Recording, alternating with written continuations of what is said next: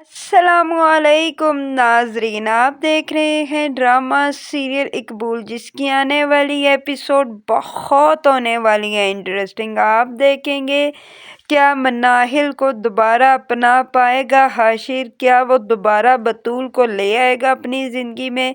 ये सब कुछ जानने से पहले अगर आप मेरे चैनल पर नए हैं तो प्लीज़ मेरे चैनल को लाइक शेयर और सब्सक्राइब करें। आप देखेंगे कि मनाहिल हर तरफ से ठोकरें खाने के बाद और किसी का साथ ना मिलने की वजह से बिल आखिर वो मजबूर हो जाती है और सोचती है कि यहाँ तो मेरी कोई मदद नहीं कर रहा, मुझे अपने बाप के पास चला जाना चाहिए और शायद मेरा बाप मेरी मदद करे। इसी घर से वो अपने बाप के घर जाती है।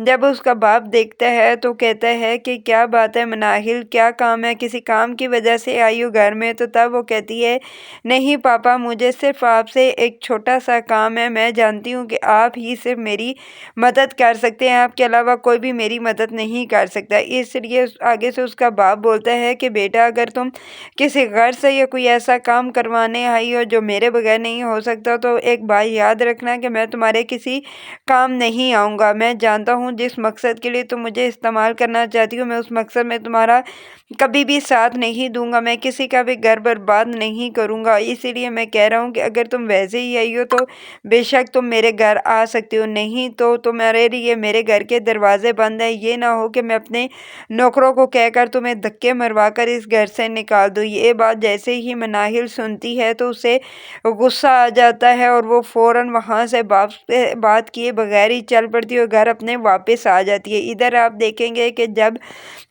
सराज साहब को इस बात का एहसास होता है कि काशान तो मेरी दोनों बेटियों की ज़िंदगियां तबाह कर रहा है, क्योंकि हादिया की तो उसने पहले ही ज़िंदगी तबाह कर दी थी और अब वो दो हाथ धोकर मेरी बेटी बतूल के पीछे पड़ गया। लेकिन मैं ऐसा नहीं होने दूंगा। वो अल्लाह से दुआ करते हैं कि अल्लाह ताला मेरी बेटियों की हिफाजत करना और इन पर रहम फरमा, इनकी ज़िंदगियों पर रहम फरमा, जो इनकी ज़िंदगियों पर मुश्किलात आई हैं उन्हें ख़त्म करो। इधर आप देखेंगे कि काशान का तो अभी भी दिल की आग ठंडी नहीं हुई। वो तो बस यही चाहता है, जिस तरह उसने हादिया को बर्बाद किया इसी तरह वो बतूल को भी बर्बाद करवा दे हाशिर के हाथों। यानी कि वो ये चाहता है कि वो हाशिर को इतना टॉर्चर करे कि बिलाखिर वो हाशिर तंग आकर बतूल को तलाक ही दे दे, क्योंकि वो चाहता ही ये है कि इसलिए तो उसका बदला पूरा होगा जब बतूल को तलाक होगी, क्योंकि बतूल ने उसके मुंह पर जोरदार तमाचा तो दे मारा था। इस वजह से आकाशान उससे काफ़ी नफरत करता है और इस बात पर उसे यही होता है कि वो किसी तरीके से भी बतूल को हाशिर से तलाक दिलवाएगा। इधर आप देखेंगे कि जब